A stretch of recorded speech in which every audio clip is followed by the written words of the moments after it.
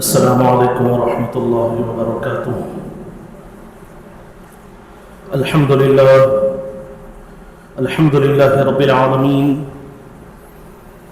والعاقبۃ للمتقین والصلاة والسلام على سید الاشرف الانبیاء والمرسلین وعلى آلہ الطیبین الطاہرین وأصحابه أكرمين الأكرمين أجمعين، أما بعد فقد قال الله تبارك وتعالى في القرآن المجيد والفرقان الحميد: فأعوذ بالله من الشيطان الرجيم، بسم الله الرحمن الرحيم، وَلَتُسْأَلُنَّ عَمَّا كُنتُمْ تَعْمَلُونَ، صدق الله العظيم۔ قال الله تبارك وتعالى في شأن حبيبه تعظيما وتكريما: إن الله وملائكته يصلون على النبي يا أيها الذين آمنوا صلوا عليه وسلموا تسليما، اللهم صل على سيدنا محمد وعلى آله وأصحابه افضل صلواتك وعدد معلوماتك وبارك وسلم۔ تمام حمد و تعریف اللہ رب العالمین کے لیے ہے، جو ساری کائنات کا خالق و رازق ہے، اور لاکھوں کروڑوں درود سلام آخائے دو جہاں تاجدار مدینہ احمد مجتبی محمد مصطفیٰ صلی اللہ علیہ وسلم پر، جن کو اللہ رب العزت نے دونوں جہانوں کے لیے رحمت بنا کر بھیجا۔ حاضرین کرام، گزشتہ جمعہ میں نے آپ حضرات کی خدمت میں ایک حدیث پاک سنانے کی سعادت حاصل کی تھی۔ ان میں سے دو باتوں کا ذکر کیا تھا، آج بھی اسی کا تسلسل برقرار رکھتے ہوئے اسی حدیث پاک کی باقی اور باتوں کا بھی تذکرہ کرنے کی کوشش کروں گا، اور یہ اللہ تبارک و تعالی کا فضل و احسان ہے کہ اللہ تبارک و تعالی نے حضرت انسان کو بے شمار نعمتیں عطا فرمائی، بے شمار برکتوں سے اس کے دامن کو اللہ تبارک و تعالیٰ نے بھر دیا، ہر طرح کے آسائش اللہ تبارک و تعالیٰ نے حضرت انسان کو عطا فرمائی، لیکن ان تمام چیزوں کے باوجود حضرت انسان کا معاملہ یہ ہے کہ وہ اللہ کی نعمتوں کو حاصل کرنے کے بعد چاہیے تو یہ تھا کہ وہ اس پر شکرانہ بجا لائے، اللہ کی بارگاہ میں سربسجود ہو جائے، اللہ تبارک و تعالیٰ کی نعمتوں پر کی قدردانی کرنے والا ہو جائے، لیکن انسان کا معاملہ یہ ہے کہ جس طرح قرآن مجید میں فرما دیا گیا کہ ان الانسان لربہ لکنود، کہ بے شک انسان اپنے رب کا بڑا ناشکرا ہے، اپنے رب کا بڑا ناشکرا ہے۔ ذرا غور فرمائیں کہ جس انسان کو اللہ تبارک و تعالیٰ نے زمین پر اپنا نائب بنایا، اپنا خلیفہ بنایا، جب اللہ تبارک و تعالیٰ نے فرشتوں کے سامنے فرمایا کہ میں زمین پر اپنا ایک نائب بنانے والا ہوں، ایک خلیفہ بنانے والا ہوں، تو فرشتوں نے کہا کہ قالوا اتجعل فیہا من یفسد فیہا ویسفک الدماء، کہ مولا کیا تو ایسے کو زمین پر اپنا خلیفہ بنائے گا جو زمین پر لڑائی جھگڑا کرے گا، فتنہ فساد کرے گا، خون خرابہ کرے گا، کیا تو ایسے کو اپنا خلیفہ بنائے گا؟ تو اللہ تبارک و تعالیٰ نے فرمایا کہ قال انی اعلم ما لا تعلمون، کہ اے فرشتو جو میں جانتا ہوں وہ تم نہیں جانتے، جن باتوں کا علم مجھے ہے تم ان باتوں سے بے خبر ہو، وہ باتیں تم نہیں جانتے۔ تو یہ اللہ تبارک و تعالیٰ کا کرم ہے کہ اللہ تبارک و تعالیٰ نے حضرت انسان کو زمین پر اپنا نائب بنایا، زمین پر انسان کو اپنا خلیفہ بنایا، اور بے شمار نعمتیں اللہ تبارک و تعالیٰ نے حضرت انسان کو عطا فرمائی۔ لیکن ان نعمتوں کو پانے کے باوجود کچھ ایسے بھی ہیں کہ جنہوں نے اللہ کی نعمتوں کی ناقدری کی ہے، اللہ تبارک و تعالیٰ کی نعمتوں پر شکریہ ادا نہیں کیا، اللہ کی بارگاہ میں اپنی جبینوں کو نہیں جھکایا، لیکن ہمیشہ وہ اس امید پہ رہتے ہیں کہ انہیں اللہ تبارک و تعالیٰ کی نعمتیں ملتی جائے، وہ اللہ تبارک و تعالیٰ کی نعمتوں کو حاصل کرتے جائیں اور ان سے لطف اندوز ہوتے جائیں۔ حاضرین کرام، یہ اللہ تبارک و تعالیٰ کا فیصلہ ہے کہ لئن شکرتم لازیدنکم، اگر تم میری نعمتوں پر شکریہ ادا کرو گے تو میں نعمتوں میں اور اضافہ کروں گا۔ اس آیت کریمہ پر غور کرنے والی بات یہ ہے کہ اس میں واضح الفاظ میں کہہ دیا گیا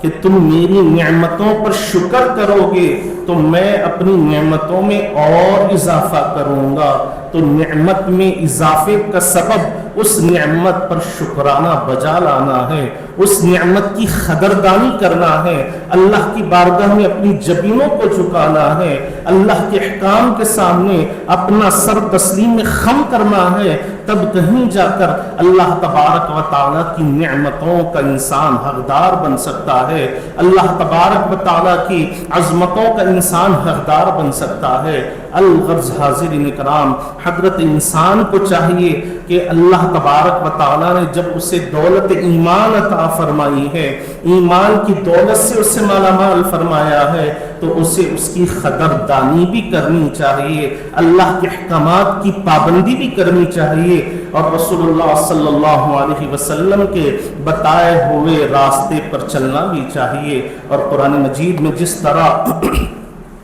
اللہ تبارک و تعالیٰ نے فرما دیا کہ وَمَا آتَاكُمُ الرَّسُولُ فَخُذُوهُ وَمَا نَهَاكُمْ عَنْهُ فَانْتَهُوا، کہ رسول اللہ صلی اللہ علیہ وسلم تمہیں جن باتوں پر عمل کرنے کا حکم دے ان پر عمل کرو، اور جن سے رسول اللہ نے تمہیں منع فرمایا ہے ان سے اپنے آپ کو بچانے کی کوشش کرو۔ تو یہ قرآن مجید کا حکم ہر کلمہ پڑھنے والے کے لیے ہے، ہر ایمان لانے والے کے لیے ہے۔ صبح قیامت تک جتنے بھی لوگ آئیں گے، جتنوں کو بھی اللہ ایمان کی دولت عطا فرمائے گا، ان تمام کی ذمہ داری یہ ہے کہ وہ وما آتاکم الرسول فخذوہ پہ عمل کرے، وما نہاکم عنہ فانتہوا، اس سے اپنے آپ کو بچانے کی کوشش کریں گے تو پھر اللہ کی نعمتوں کے حقدار بھی بنیں گے، دنیا میں عظمتوں کے حقدار بنیں گے، اور آخرت میں بھی اللہ تبارک و تعالیٰ کے انعامات کے حقدار بنیں گے۔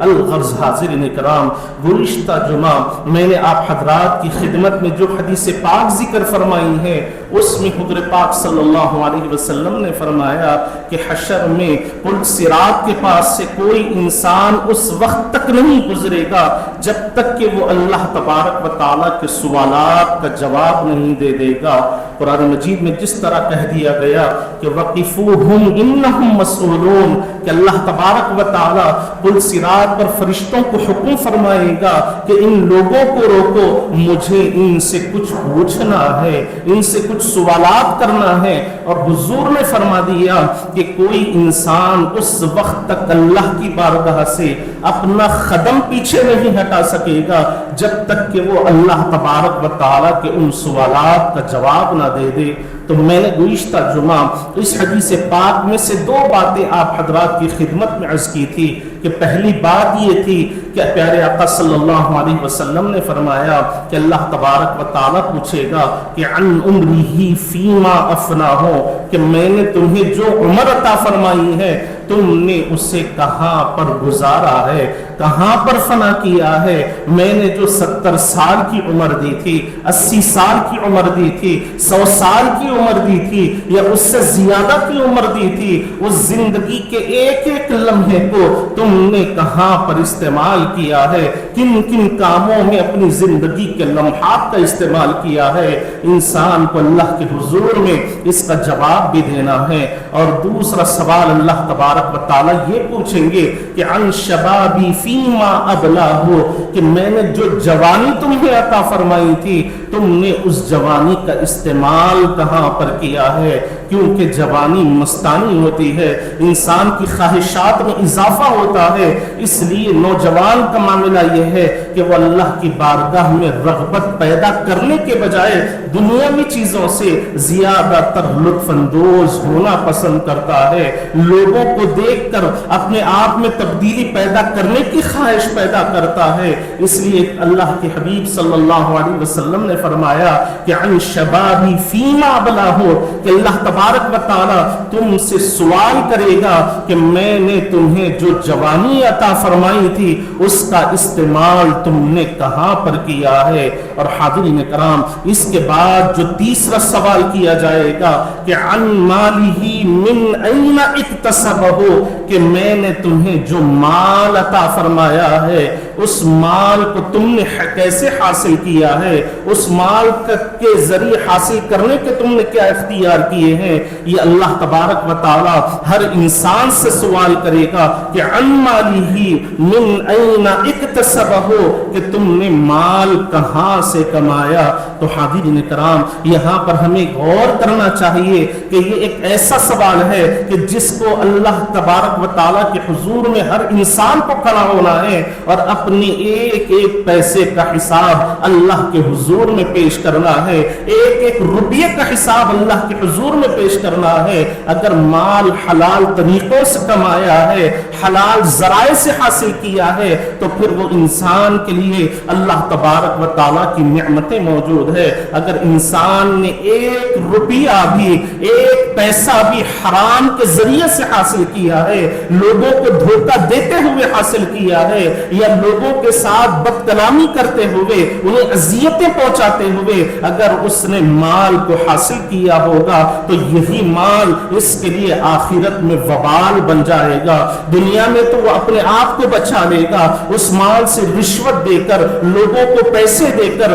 طرح طرح کی چیزیں وہ حاصل کر سکتا ہے، اپنے آپ کو تو ضرور بچا سکتا ہے، لیکن حشر کے میدان کا معاملہ یہ ہوگا کہ انسان کو ایک ایک روپیے کا اللہ کے حضور میں حساب دینا ہوگا۔ اور ہمارا معاملہ دیکھیں کہ پیارے آقا صلی اللہ علیہ وسلم کی اگر ہم سیرت مبارکہ کا مطالعہ کریں گے، انبیاء اکرام کی سیرت کا مطالعہ کریں گے، تو آپ کو پتا چلے گا کہ انبیاء اکرام نے بھی تجارتیں فرمائی ہیں، کاروبار کیے ہیں، بزنس کیے ہیں، مال کمایا ہے۔ حضور نے بھی تجارت فرمائی ہے، مال کمایا ہے، اولیاء اکرام نے بھی مال کمایا ہے۔ بڑی بڑی تجارتیں ان کی تھی، بڑے بڑے بزنس ان کے موجود تھے، لیکن ان کے مال کمانے میں اور آج ہمارے مال کمانے میں بڑا فرق ہے، ان کی تجارت کرنے میں اور آج ہماری تجارت کرنے میں بڑا فرق ہے۔ حضور پاک صلی اللہ علیہ وسلم کا کسی راستے سے گزر ہوتا ہے تو آقا کریم صلی اللہ علیہ وسلم نے دیکھا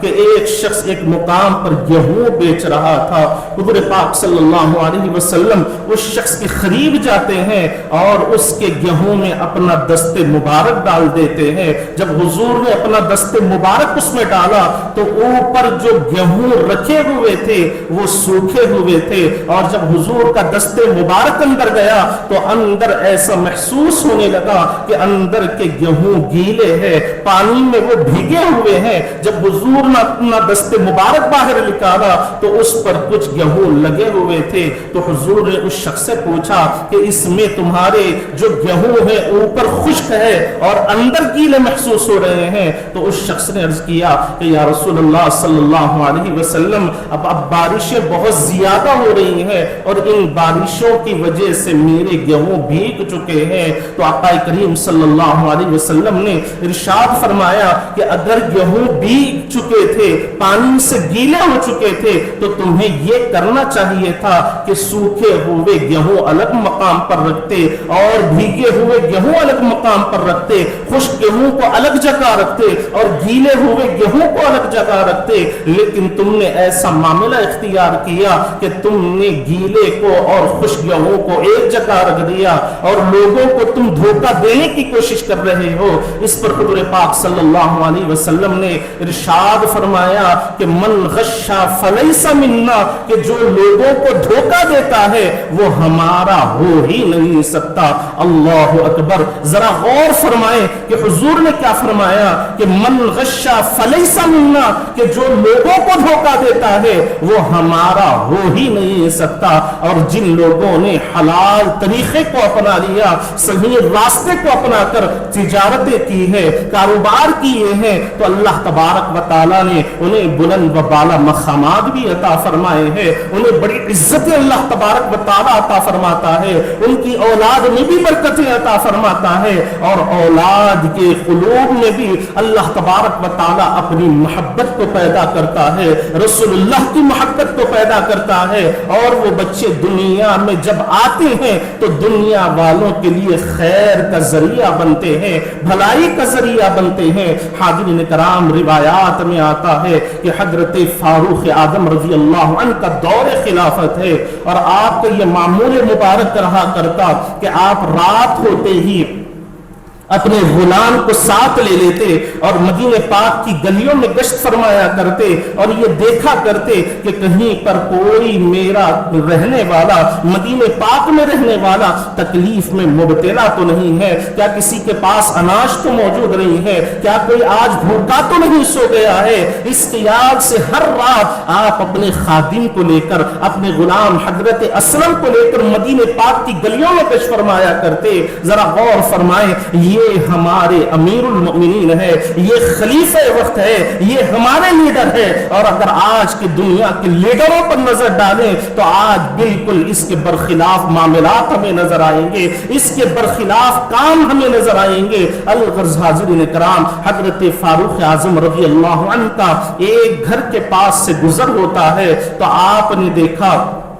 کہ گھر میں سے ماں بیٹی کے بات کرنے کی آواز آ رہی ہے۔ جب قریب جا کر آپ ان کی گفتگو کو سننے لگے تو کیا سنتے ہیں کہ ماں نے کہا کہ بیٹی تو نے بکریوں کا دودھ تو دھو لیا ہے، بکریوں کا دودھ تو نکال لیا ہے، اب ذرا اس میں پانی بھی ملا دے، اس لیے کہ کل جب ہم جا کر بیچیں گے تو ہمیں کچھ اور مال مل جائے گا، ہمارے مال میں کچھ اور اضافہ ہو جائے گا، کچھ پیسے ہمیں بڑھ کر حاصل ہو جائیں گے۔ تو اس کی لڑکی نے کہا کہ امی جان، کیا آپ نے حضرت عمر کا فرمان نہیں سنا ہے؟ انہوں نے دھوکہ دینے سے منع فرمایا ہے، لوگوں کے ساتھ دھوکے بازی سے منع فرمایا ہے۔ تو اس کی ماں نے کہا کہ بیٹا رات کا وقت ہو چکا ہے، اب کون آ کر دیکھنے والا ہے، سارے لوگ اپنے بستروں پر آرام کر رہے ہوں گے اور عمر بھی اپنے بستر پر آرام کر رہے ہوں گے۔ تو لڑکی نے جب یہ جملہ اپنی ماں سے سنا تو اس نے کہا کہ امی جان، آپ بالکل درست کہہ رہی ہیں کہ یہاں عمر تو موجود نہیں ہے، لیکن ایک بات یاد رکھنا، جس کو اللہ تبارک و تعالیٰ نے وہ سب بلندیاں عطا فرمائی ہے، اس کو پیدا کرنے والا بھی رب العالمین ہے۔ حضرت عمر کو پیدا کرنے والا بھی رب ہے، مجھے بھی پیدا کرنے والا رب ہے، اے ماں تجھے بھی پیدا کرنے والا رب ہے، اور ہمارا خالق و مالک، ہمارا پروردگار تمام چیزوں کا جاننے والا ہے، ہر چیز کی خبر اس کے پاس موجود ہے، اور اس کی شان یہ ہے کہ عالم الغیب والشہادہ، وہ ہر چیز پر اپنی कुदरत रखता है, अगरचे कि उमर नहीं देख रहा है, लेकिन तुम्हारा और हमारा उमर का रब तो हमें देख रहा है। ये जुमला सुनना ही था कि माँ ने कहा कि बेटी तूने बिल्कुल सही बात कही है, लिहाजा हम इस अमल से रुक जाएंगे। इन बातों को हजरत फारूक आजम रज़ी अल्लाह अन्हु बाहर से समाअत फरमा रहे थे, माँ और बेटी की बातों को सुन रहे थे। आपने अपने खादिम हजरत असलम से कहा कि असलम इस घर को याद रखना। फिर आप वापस अपने घर तशरीफ ले जाते हैं। जब सुबह नमोदार होती है तो आपने अपने खादिम असलम को बुलाया और बुलाकर कहा कि असलम कल का घर रात का तुझे मालूम है? उन्होंने कहा कि हाँ मैं जानता हूँ। आपने फरमाया कि जाओ मालूम करो कि उस घर में कौन कौन रहता है और उनकी मसरूफियात क्या है, कौन कौन कमाने वाला उस घर में मौजूद है। चुनाचे आपके खादिम हजरत असलम जाते हैं, जब मालूम करने लगते हैं तो पता चलता है कि घर में कमाने वाला कोई मर्द मौजूद नहीं है, एक माँ और एक बेटी घर में मौजूद है और बकरियां पालती हैं और उसी का दूध निकाल कर बेचती हैं और उसी पर अपना गुजर बसर करती हैं। चुनाचे ये खबर आकर आपके खादिम हजरत असलम सुना देते हैं तो हजरत फारूक आजम रज़ी अल्लाह अन्हु ने अपने तमाम बेटों को बुलाया और बुलाकर कहा कि मैं फुला लड़की से तुम में से किसी एक का निकाह करना चाहता हूं और उसके अंदर ये सिफात मौजूद है, ये अच्छाइयां उसके अंदर मौजूद है, इतनी ईमानदारी उसके अंदर मौजूद है, दीन की वो इस तरह परवाह भी किया करती है और दीन का एहसास उसके दिल में भी मौजूद है, इस्लाम की तरफ उसके अंदर मौजूद है, अल्लाह और उसके रसूल की वो फर्माबरदारी किया करती है। चुनाचे मैं उस लड़की को अपनी घर की बहू बनाना चाहता हूं, तुम में से कौन है जो उससे निकाह करने के लिए तैयार है? तो हजरत फारूक आजम रज़ी अल्लाह अन्हु के शहजादे हजरत आसिम खड़े होते हैं और अर्ज करने लगते हैं कि अब्बा जान मैं उस लड़की से निकाह करने के लिए तैयार हूं। चुनाचे हजरत फारूक आजम रज़ी अल्लाह अन्हु ने उस लड़की के घर पर अपने बेटे का रिश्ता भेजा। ये नहीं सोचा कि मैं उस गरीब घर से लड़की का निकाह कर कर अपने घर ले आऊंगा, उससे रिश्ता जोड़ लूंगा तो मुझे जहेज में कुछ मिलने वाला नहीं है, मुझे कोई फायदा हासिल होने वाला नहीं है। आज हमारे मुआशरे की हालत यह है कि जब हम किसी के पास रिश्ता भेजते हैं तो आज हमारी पहली तरजीह होती है क्या उनके पास माल मौजूद है या नहीं है, वो किस तरह का स्टेटस रखते हैं, उनका किरदार कैसा है, सोसाइटी में उनका मकाम कैसा है। हम ये तमाम चीजों को देखते हैं, लेकिन हजरत फारूक आजम रज़ी अल्लाह अन्हु ने कुछ नहीं देखा। अगर देखा तो उस खातून की, उस लड़की की दीनदारी को देखा है, दीन की तरफ को देखा है, इस्लाम की मोहब्बत को देखा है, रसूलुल्लाह की फर्माबरदारी को देखा है। और यही वजह है कि हुजूर पाक सल्लल्लाहु अलैहि वसल्लम ने फरमाया कि जब तुम किसी से निकाह करना चाहो तो लड़की के अंदर ये सिफात देखा करो कि उसका खानदान कैसा है, और फिर माल का भी जिक्र मौजूद है, लेकिन आखिर में हुजूर ने फरमाया कि उसकी दीनदारी को देखा करो। 3 मर्तबा हुजूर ने फरमाया कि दीनदारी को देखो, दीनदारी को देखो, दीनदारी को देखो। तो हजरत फारूक आजम रज़ी अल्लाह अन्हु ने भी माल को नहीं देखा, खूबसूरती को नहीं देखा, बल्कि आपने उसकी दीनदारी को देखा और अपने लड़के के लिए उसके पास पैगाम भेजा, रिश्ता भेजा। तो उस खातून ने अपनी लड़की के लिए रिश्ते को कबूल फरमाया और इनका निकाह हो जाता है। रिवायात से पता चलता है कि हजरत फारूक आजम रज़ी अल्लाह अन्हु के साहिबजादे के घर में एक लड़की की विलादत होती है और रिवायात से यह भी पता चलता है कि जब वो लड़की बड़ी होती है और जब उसका निकाह होता है तो उनकी औलाद में अल्लाह तबारक व तआला ने एक ऐसी शख्सियत को पैदा फरमाया जिनको दुनिया हजरत उमर बिन अब्दुल अजीज रहमतुल्लाह अलैह के नामी नामी इसमें गिरामी से जानती है। तो इससे मालूम क्या होता है कि अगर माँ बाप नेक होंगे, हलाल चीजों से, हलाल जराए से अपनी कमाई को हासिल करने वाले होंगे, हराम के लुक़मे से अपने आप को बचाने वाले होंगे तो अल्लाह तबारक व तआला उनकी औलाद में ऐसे नेक बच्चों को पैदा फरमाता है। और कौन? हजरत उमर बिन अब्दुल अजीज रहमतुल्लाह अलैह, जिन्होंने अदल इंसाफ को कायम फरमाया था, जिन्होंने रसूलुल्लाह के पैगाम को दुनिया में आम किया था, प्यारे आका सल्लल्लाहु अलैहि वसल्लम की सीरत को लोगों तक पहुंचाया था। ये इनाम किस वजह से मिला? कि अल्लाह तबारक व तआला ने उनके वालिदैन के अंदर जो ईमानदारी मौजूद थी, जो दीन का एहसास उनके अंदर मौजूद था, इस्लाम की जो मोहब्बत उनके दिल में मौजूद थी, अल्लाह तबारक व तआला ने उसकी बरकत से उन्हें ऐसी औलाद अता फरमाई है। और आज हम वावेला करते हैं कि हमारे बच्चे नाफरमान हो रहे हैं, हमारे साथ बदअखलाकी कर रहे हैं, हमारे साथ गुस्ताखियां कर रहे हैं। मैं उनसे पूछना चाहता हूं कि तुमने अपने बच्चों के लिए हर तरह के आराम को हासिल करने के रास्ते फराहम किए हैं, हर तरह का आराम तक पहुंचाया है, हर तरह की आसाइशों तक पहुंचाई है, लेकिन क्या तुमने ये ख्याल भी किया कि जो आसाइशें तुम अपने बच्चों को दे रहे हो, क्या वो हलाल जराए से तुमने कमाए हैं या हराम तरीके से कमाए हैं? हलाल माल से अपनी औलाद की तरबियत की है या हराम माल से अपनी औलाद की तरबियत की है? इंसान को इस पर भी गौर करना चाहिए, क्योंकि अगर कोई बंदा एक लुक़मा भी हराम का खा लेता है तो अल्लाह तबारक व तआला 40 दिन तक उसकी कोई इबादत को कबूल नहीं फरमाता। अल्लाह अकबर। जरा गौर फरमाए कि जब नमाज ही कबूल नहीं होगी तो फिर हमारी दुआएं अल्लाह की बारगाह में कैसे कबूल हो सकती है? हमारी इल्तिजाएं अल्लाह की बारगाह में कैसे कबूल हो सकती है? हमारी आरज़ुएं कैसे पूरी हो सकती हैं? अगर एक लुक़मा, एक निवाला हराम का हमारे पेट में चले जाए तो अल्लाह तबारक व तआला 40 दिन तक की कोई इबादत को कबूल नहीं फरमाता। अल्लाह की बारगाह में 40 दिन तक कोई इबादतें कबूल नहीं होती।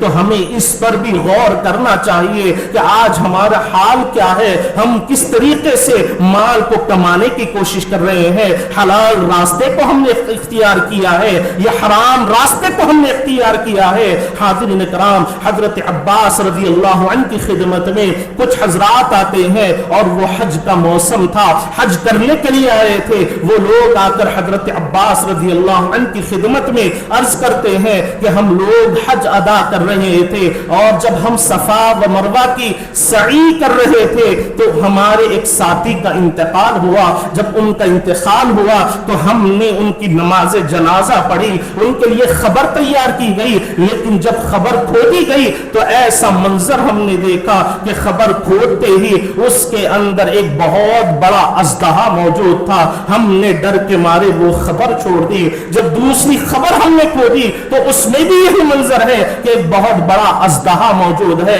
हमने वो खबर भी छोड़ दी। जब तीसरी खबर हमने खोदी उसमें भी यही मामला है कि जैसे ही खबर खोदी गई एक बहुत बड़ा अजदहा उसके अंदर मौजूद है। जरा गौर फरमाएं कि ये वाकया कहां पर पेश आ रहा है? ये वाकया मक्कतुल मुकर्रमा में पेश आया है। किस हालत में पेश आया है कि वो लोग हज अदा करने के लिए आए थे और उस शख्स का इंतकाल किस कैफियत में हो रहा है कि वो सफा व मरवा की सई कर रहा था, 7 चक्करें लगा रहा था। जिस मकाम पर हजरत बीबी हाजरा दौड़ी थी उस मकाम पर वो दौड़ रहा था। जिस मकाम पर हजरत बीबी हाजरा आहिस्ता चली थी वो उस मकाम से चल रहा था और जुबान से दुआएं कर रहा था, अल्लाह की तस्बीह व तहलील बयान कर रहा था। इस हाल में उसका इंतकाल होता है। पहली खबर खोदी गई तो बहुत बड़ा अजदहा नजर आया, दूसरी खबर खोदी गई बहुत बड़ा अजदहा नजर आया, तीसरी खबर खोदी गई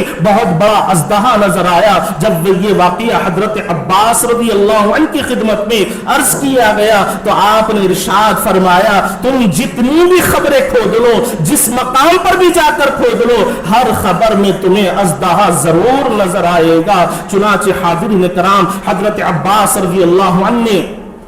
इरशाद फरमाया कि जाओ उसे उस अजदहे के साथ ही कब्र में दफन कर दो। चुनाचे आपके हुक्म की तामील करते हुए उस शख्स की मैयत को उस अजदहे के साथ ही कब्र में दफन कर दिया जाता है, उसकी तदफीन हो जाती है और ये लोग हज अदा करने के बाद अपने मुल्क को वापस लौट जाते हैं, अपने घरों को वापस हो जाते हैं। लेकिन इनमें एक तशवीश ये थी कि जब हम इतने बड़े फरीजे को अदा करने के लिए गए हैं, अल्लाह کے گھر کی حاضری کے لیے گئے ہیں، ہماری زبانوں پر لبیک اللہم لبیک کی صدائیں بلند ہو رہی تھی، اللہ کی وہ تسبیح تحلیل ہماری زبانوں پر جاری و ساری تھی، اس حال میں اس کا انتقال ہوتا ہے، لیکن معاملہ اس کے بالکل خلاف ہے کہ خبر میں بہت بڑا اژدہا موجود ہے۔ آخر وہ ایسا کون سا عمل کرتا تھا جس کی وجہ سے اللہ تبارک و تعالیٰ نے اسے ایسی سزا میں مبتلا فرمایا ہے، ایسے عذاب میں اللہ نے مبتلا فرمایا ہے؟ چنانچہ چند لوگ مل کر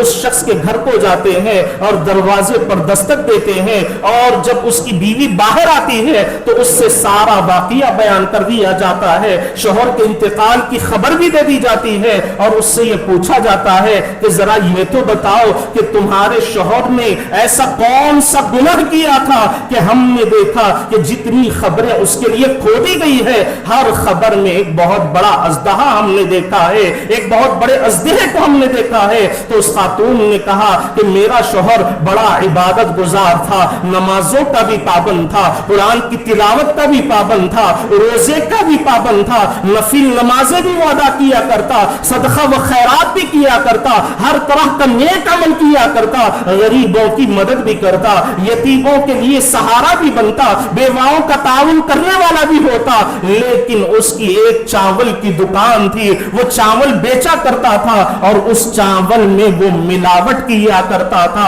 اور لوگوں کو دھوکہ دے کر چاول بیچا کرتا تھا۔ اس لیے حضور پاک صلی اللہ علیہ وسلم نے فرما دیا کہ من غشا فلیس منا، جو لوگوں کو دھوکہ دیتا ہے وہ ہمارا ہو ہی نہیں سکتا۔ حضور کے اس فرمان مبارک کو اپنے سامنے رکھیں اور اپنی زندگیوں کا محاسبہ کریں، اپنی زندگیوں کا احتساب کریں کہ ہم نے اپنی زندگی کیسے گزاری ہے، کیا لوگوں کو دھوکہ دیتے ہوئے گزاری ہے یا کیا لوگوں کے ساتھ دھوکے بازی کرتے ہوئے کوئی معاملات ہم نے کیے ہیں۔ آج تو ہم دھوکہ دے کر مال ضرور کما لیں گے، لیکن یاد رکھنا یہ مال ہمیں آخرت میں کوئی فائدہ پہنچانے والا نہیں ہے، کوئی نفع پہنچانے والا نہیں ہے۔ ایک ایسا شخص جو فریضہ حج ادا کرنے کے لیے گیا ہے، کعبۃ اللہ شریف کے ساتھ طواف بھی اس نے کر لیے ہیں، حجر اسود کا بوسہ بھی لے لیا ہے، مقام ابراہیم کے پاس نماز بھی پڑھی ہے، لیکن صفا و مروہ کی سعی کرتے ہوئے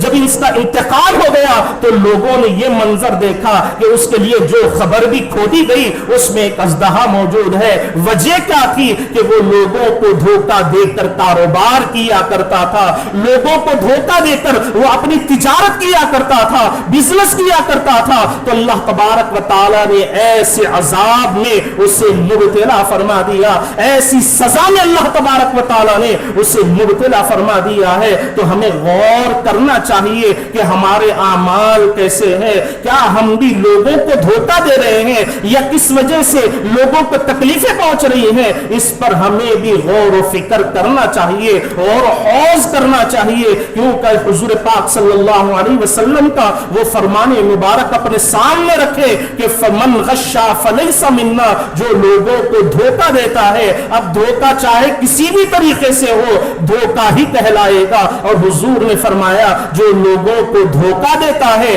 وہ ہمارا ہو ہی نہیں سکتا۔ مطلب یہ ہے کہ حضور نے فرما دیا لوگوں کو دھوکہ دینے والا مسلمان نہیں ہو سکتا، میرا امتی نہیں ہو سکتا، اللہ کا پسندیدہ نہیں ہو سکتا، اللہ کے انعامات کا وہ حقدار نہیں ہو سکتا، جنت کا وہ مستحق نہیں بن سکتا۔ تو ان پر ہمیں غور کرنا چاہیے، اور یہی وہ سوال ہے جس کے بارے میں حضور نے فرما دیا کہ حشر کے میدان میں پل صراط پر اللہ تبارک و تعالی لوگوں سے سوال پوچھے گا کہ ان عمرہ فیما افناہ، کہ میں نے جو تمہیں عمر عطا فرمائی تھی تم نے اس عمر کو کہاں پر گزارا، ان شبابی فیما ابلاہ، میں نے جو جوانی تمہیں عطا فرمائی تھی اس جوانی کا تم نے کیسے استعمال کیا ہے، کیا مجھے راضی کرنے والے کام کرتے ہوئے تم نے اپنے زندگی کے لمحات کو گزارے، یا میری نافرمانی کرتے ہوئے بے حیائی کی چیزیں اپنی آنکھوں سے دیکھتے ہوئے، لوگوں کو اپنے ہاتھوں سے اذیتیں پہنچاتے ہوئے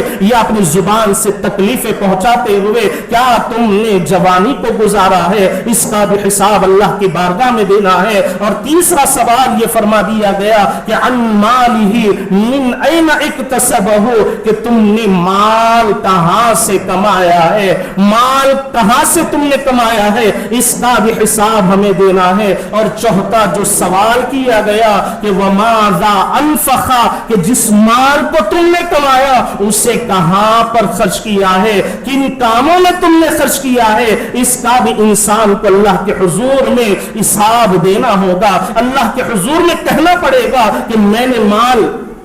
इस मकाम से कमाया और लाकर इस मकाम पर मैंने खर्च किया है। आज देखा यह जाता है कि जब दीनी मामलात की कोई बात आती है, दीन के कामों की कोई बात आती है, तो हमारी कैफियत ये होती है कि फौरन हमारे सामने हमारी मजबूरी आ जाती है, हमारी जरूरियात आ जाती है, हमारी मुहताजी सामने आ जाती है। और जब माल को खर्च करने की,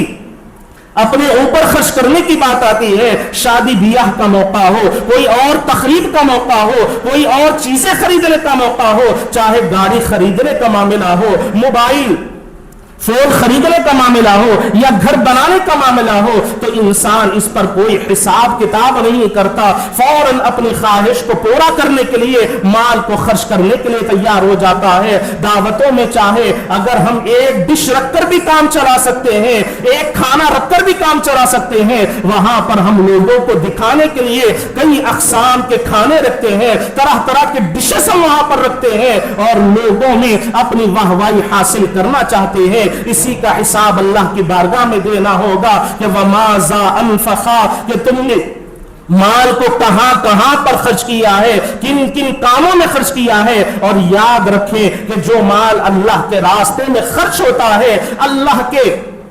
नाम पर खर्च होता है, हय्युल क़य्यूम की जात पर खर्च होता है, तो उस माल के क्या कहने कि जब बंदा अपना माल अल्लाह के रास्ते में खर्च करता है तो हुज़ूर पाक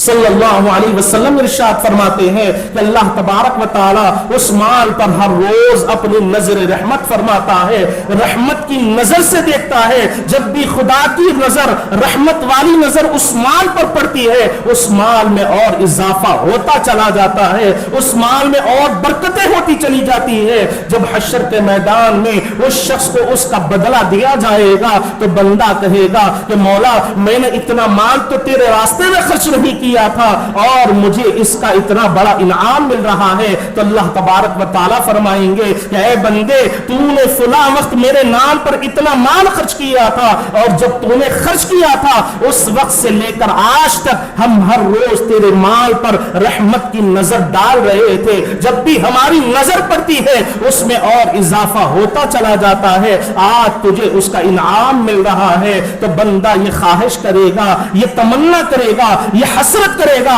कि काश अगर मैं अपनी जिंदगी में सारा माल अल्लाह के नाम पर खर्च करता तो आज मैं अल्लाह की और नेमतों का हकदार बन सकता था, अल्लाह की और नेमतों का मैं उम्मीदवार बन सकता था। तो हाज़िरीन किराम, हमें चाहिए कि अगर अल्लाह तबारक व तआला ने हमें माल अता फरमाया है तो हमें चाहिए कि उस माल को सही मकाम पर खर्च करें। और सबसे पहले जिस माल को हम कमा रहे हैं उसमें हमें यह देखना चाहिए कि हम हलाल तरीके से उस माल को कमाने की कोशिश करें। अगर हराम तरीकों से कमाएंगे, लोगों को धोखा देकर कमाएंगे और हराम की कमाई का एक निवाला भी हमारे मुंह में चला जाएगा तो याद रखें कि 40 दिन तक की हमारी कोई इबादत को अल्लाह तबारक व तआला कबूल करने वाला नहीं है, कोई नमाजें कबूल होने वाली नहीं है, कोई तिलावतें कबूल होने वाली नहीं है और कोई दुआएं अल्लाह की बारगाह में मकबूल होने वाली नहीं है। तो हमें चाहिए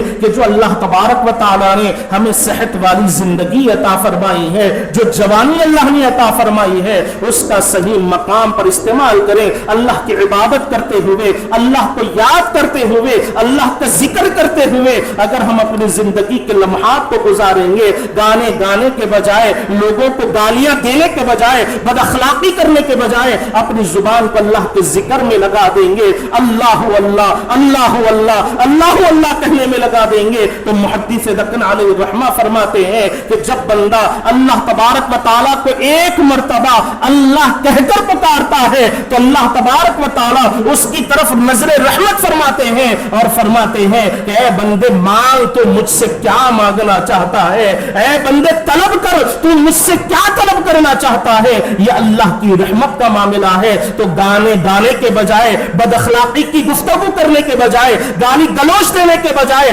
اللہ کے ذکر میں اپنی زبان کو لگا دیں, اللہ اللہ کہنے والے ہو جائیں گے, تو اس کا انعام یہ ملے گا کہ اللہ تبارک و تعالیٰ قرآن مجید میں فرماتا ہے کہ فَاذْكُرُونِي أَذْكُرْكُمْ, تم مجھے یاد کرو میں تمہیں یاد کروں گا, تم میرا ذکر کرو میں تمہارا ذکر کروں گا, تم میرا چرچا کرو میں لوگوں کے دلوں میں تمہاری محبت کو پیدا کر دوں گا. تو حاضرین کرام, ایک مسلمان کی زندگی کا مقصد یہی ہے کہ اللہ تبارک و تعالیٰ نے حضرت انسان کو پیدا فرمایا تو ارشاد فرما دیا گیا کہ وَمَا خَلَقْتُ الْجِنَّ وَالْإِنسَ إِلَّا لِيَعْبُدُونَ, کہ ہم نے جن اور انسان کو اپنی عبادت کے لیے پیدا کیا ہے. جب انسان کے پیدا کرنے کا مقصد ہی اللہ کی عبادت ہے تو اس انسان کو ادھر ادھر بھٹکنے کی ضرورت نہیں ہے, غلط راستوں پر جانے کی ضرورت نہیں ہے. یہی وجہ ہے کہ 5 وقتہ نمازوں میں ہمیں یہ سکھایا گیا کہ تم اللہ کے حضور میں 5 وقت جب بھی آؤ تو یہ دعا کرو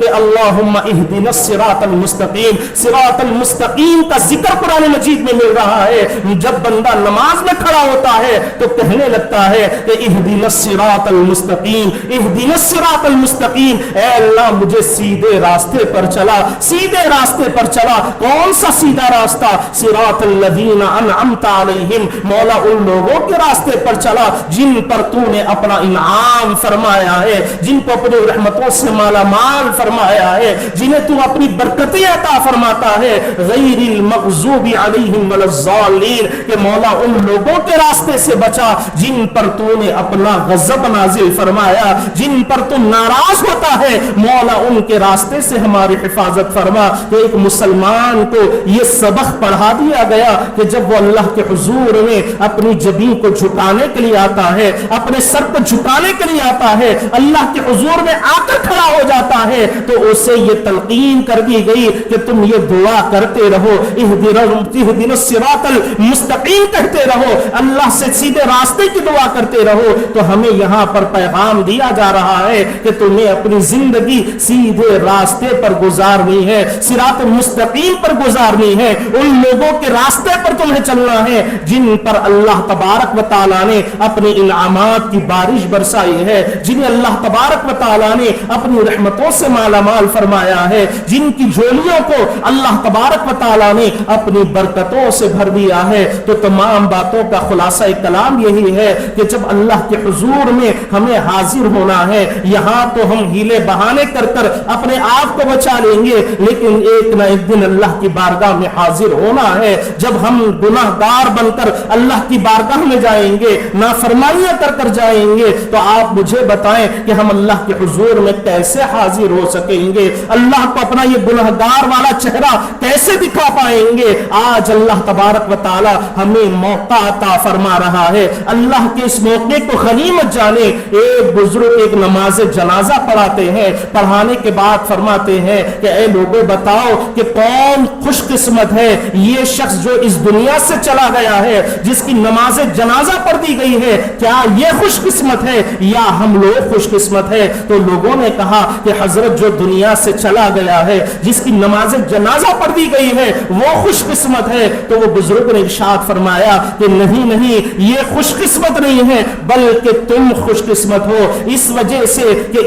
جس کی نماز جنازہ پڑھ دی گئی ہے, اب اس کے لیے توبہ کے دروازے کو بند کر دیا گیا ہے, دعاؤں کے دروازے کو بند کر دیا گیا ہے, معافی کے دروازے کو بند کر دیا گیا ہے, اور تمہارے لیے اللہ تبارک و تعالی نے اب بھی توبہ کے دروازے کو کھلا رکھا ہے, معافی کے دروازے کو کھلا رکھا ہے, بخشش کے دروازے کو کھلا رکھا ہے. تو ہمیں اس موقع کو غنیمت جاننا چاہیے. جتنی سانسیں ہماری چل رہی ہے, کوئی یہ دعویٰ نہیں کر سکتا کہ میں یہاں سے اٹھ کر اپنے گھر کو جاؤں گا, یا نوکری کرنے کے لیے واپس جاؤں گا, یا کاروبار کرنے کے لیے جاؤں گا. کوئی یہ دعویٰ نہیں کر سکتا کہ کس کی زندگی کتنی باقی ہے. جتنی بھی سانسیں ہماری باقی ہے, ہمیں چاہیے کہ ان سانسوں کا صحیح استعمال کرتے ہوئے اللہ تبارک و تعالیٰ کے عبادت گزار بننے کی کوشش کریں, صحیح راستے پر اپنی زندگی کو لا کر کھڑا کرنے کی کوشش کرے، اور جس طرح قرآن مجید میں اللہ تبارک و تعالیٰ نے فرما دیا کہ وما آتاکم الرسول فخذوہ وما نہاکم عنہ فانتہوا، کہ رسول اللہ صلی اللہ علیہ وسلم نے تمہیں جن باتوں پر عمل کرنے کا حکم فرمایا ان پر عمل کرنے کی کوشش کرو، اور جن سے رسول اللہ نے منع فرمایا ان سے اپنے آپ کو بچانے کی کوشش کرو۔ اگر ہم ان چیزوں پر عمل کرتے ہوئے اپنی زندگی کو گزاریں گے، رسول اللہ کی سیرت میں اپنی زندگیوں کو ڈھال لیں گے، تو یقین جانے دنیا میں بھی اللہ تبارک و تعالی عزت کی زندگی ہمیں عطا فرمائے گا، لوگوں کے دلوں میں محبت کو پیدا فرمائے گا، اور ہماری ضروریات بڑی آسانی سے پوری ہو جائے گی۔ اس وجہ سے کہ حضرت ابوبکر صدیق رضی اللہ عنہ فرماتے ہیں کہ جو بندہ اللہ تبارک و تعالیٰ کے کاموں میں لگ جاتا ہے، اللہ کی فرما برداری میں لگ جاتا ہے، تو پھر اللہ تبارک و تعالیٰ اس کے کاموں میں لگ جاتا ہے۔ مطلب یہ ہے کہ جو بندہ اللہ کی فرما برداری کرنے لگتا ہے، اللہ کے بتائے ہوئے احکامات پر عمل کرتا ہے، تو پھر اللہ تبارک و تعالیٰ اس کی ساری حاجتوں کو پورا فرمانے والا ہے، اس کی ساری ضروریات کو پورا کرنے والا ہے۔ المختصر یہ کہ جو اللہ تبارک و تعالیٰ نے قرآن مجید میں ہمیں بارہا فرما دیا، بارہا ہمیں حکم دے دیا گیا، کہیں پر ثم لتسألن یومئذ عن النعیم کہہ کر فرما دیا کہ ہم تم سے اپنی ہر نعمت کے بارے میں سوال کریں گے، کہیں پر یہ فرما دیا کہ وقفوہم انہم مسئولون، کہ جب تم پل صراط پر سے گزرو گے تو ہم تمہیں روک کر سوال پوچھیں گے، اور کہیں پر یہ کہہ دیا گیا کہ وَلَتُسْأَلُنَّ عَمَّا كُنْتُمْ تَعْمَلُونَ، کہ ہم تم سے تمہارے کاموں کے بارے میں سوال کریں گے، تمہارے معاملات کے بارے میں سوال کریں گے۔ اگر انسان اپنی زندگی کو صحیح راستے پر لا کر کھڑا کرے گا، حضور کی سیرت کے مطابق اپنی زندگی گزارے گا، قرآن مجید کے احکامات کے مطابق اپنی زندگی کو گزارنے کی کوشش کرے گا، تو وہ اللہ تبارک و تعالیٰ کی نعمتوں کا حقدار بن پائے گا، اور دنیا میں بھی عزت کا حقدار رہے گا، اور جب آخرت میں اللہ کے حضور میں جائے گا تو جو سوالات ہم سے حشر کے میدان میں اللہ تبارک و تعالیٰ پوچھیں گے، اگر ہماری زندگی صراط مستقیم والی زندگی رہے گی تو ہم آسانی کے ساتھ اللہ تبارک و تعالیٰ کے ان سوالات کا جواب دے پائیں گے۔ اگر یہاں پر ہم نے اپنی زندگی کو غیر المغضوبی کے راستے پر ہم نے ڈال دیا تو پھر یاد رکھیں کہ دنیا کی زندگی بھی مشکل سے گزرے گی، ہر مقام پر رسوائی کو ہمیں اٹھانا پڑے گا، ذلت کا سامنا ہمیں کرنا پڑے گا، بے عزتی کا سامنا ہمیں کرنا پڑے گا، اور حشر کے میدان میں بھی اللہ تبارک و تعالیٰ کی نعمتوں کے ہم حقدار نہیں بن پائیں گے۔ آخر میں دعا ہے کہ جو کچھ کہا گیا، جو کچھ سنا گیا، اس پر اللہ تبارک و تعالیٰ ہم تمام کو عمل کرنے کی توفیق عطا فرمائے، اور اللہ تبارک و تعالیٰ ہم تمام کو ساری زندگی صراط مستقیم پر چلنے کی توفیق عطا فرمائے، اور زندگی کے تمام معاملات میں اللہ تبارک و تعالیٰ ہمیں حق کے ساتھ زندگی گزارنے والا بنائے، حلال ذرائع سے کمانے والا بنائے، اور حرام کی کمائی سے، حرام کے لقمے سے اللہ تبارک و تعالی ہماری حفاظت فرمائے۔ وآخر دعوانا ان الحمد للہ رب العالمین۔